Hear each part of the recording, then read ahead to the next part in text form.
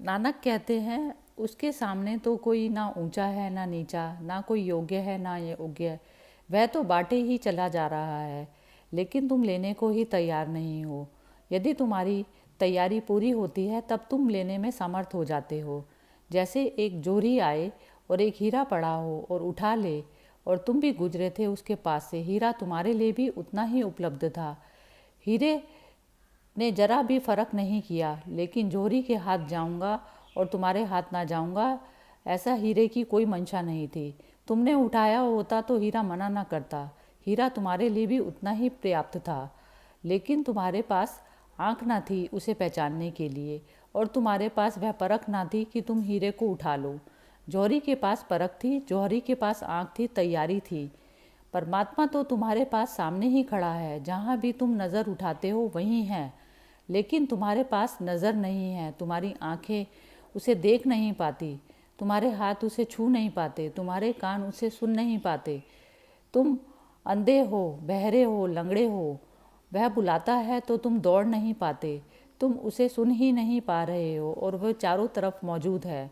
उसकी उपलब्धि में कोई भी अंतर नहीं है, उसके सामने सब बराबर हैं, क्योंकि सभी उसी से आते हैं, सभी उसी में लीन हो जाते हैं। भेद कैसे होगा? तुम क्या अपने दाएं हाथ और बाएं हाथ में भेद करते हो कि दाएं हाथ में चोट लगे तो ज़्यादा दर्द होता है, बाएं हाथ में लगे तो कम होता है? दोनों तुम्हारे हैं, बाएं और दाएं का फ़र्क तो ऊपरी है, भीतर तो तुम एक ही हो। तो क्या गरीब और अमीर में परमात्मा अंतर करता है? क्या ज्ञानी और अज्ञानी में अंतर करता है? क्या अच्छे और बुरे में अंतर करता है? पापी और पुण्यात्मा में अंतर करता है? तब तो उसका दान भी सशर्त हुआ। तब तो वह भी कहता है कि तुम ऐसे होगे तो मैं दूंगा। तब तो वह भी तुम्हें नहीं देता, अपनी शर्त को ही देता है। यह एक सौदा हो गया। नहीं, परमात्मा तो दे ही रहा है, बेशर्त उसकी वर्षा हो रही है। अगर तुम नहीं ले पा रहे हो तो कहीं तुम ही चूक कर रहे हो। वह तो द्वार पर दस्तक देता ही चला जाता है, लेकिन तुम सोचते हो शायद हवा का झोंका ही आया होगा, उसके पदचिन्ह तुम्हें दिखाई पड़ते हैं, लेकिन तुम व्याख्या करते हो और व्याख्या में ही तुम चूक जाते हो। तुम व्याख्या ऐसी कर लेते हो जो कि तुम्हारे अंधेपन को बढ़ाती है। बहुत तरह से तुम्हारी तरफ परमात्मा आता है, उसके आने में जरा भी कमी नहीं है। जितना वह बुद्ध के पास आया, जितना नानक के पास आया, उतना ही तुम्हारे पास आता है।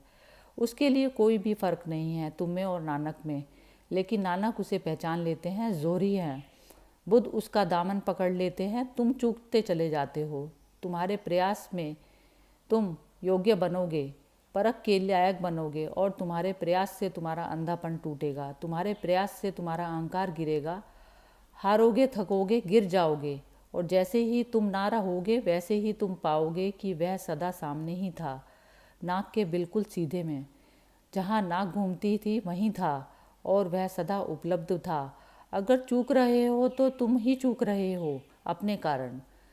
इसे ठीक से हृदय में समा लेना। अगर चूक रहे हो तो अपने कारण, अगर पाओगे तो अपने कारण नहीं पाओगे, उसके प्रसाद से पाओगे।